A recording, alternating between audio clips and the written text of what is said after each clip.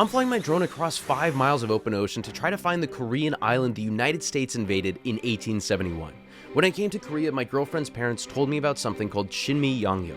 Apparently, it's common knowledge here that 79 years before the Korean War, the United States invaded this decent-sized island in the middle of the Korean peninsula.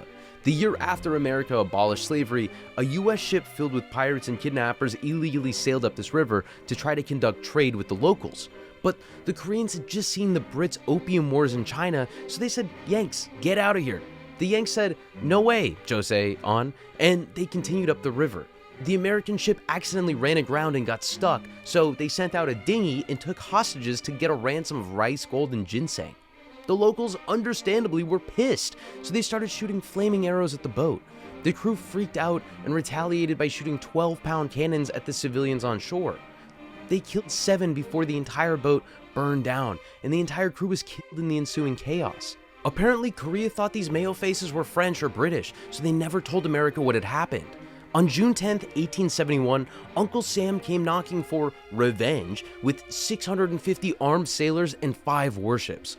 Korea tried to smooth things over by offering 3 cows, 50 chickens, and 1,000 eggs, but I guess the Americans on board were card-carrying PETA members or something because they were not having it.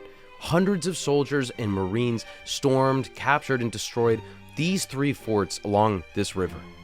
The Americans killed somewhere around 350 Korean soldiers and captured a handful of prisoners to use them as bargaining chips.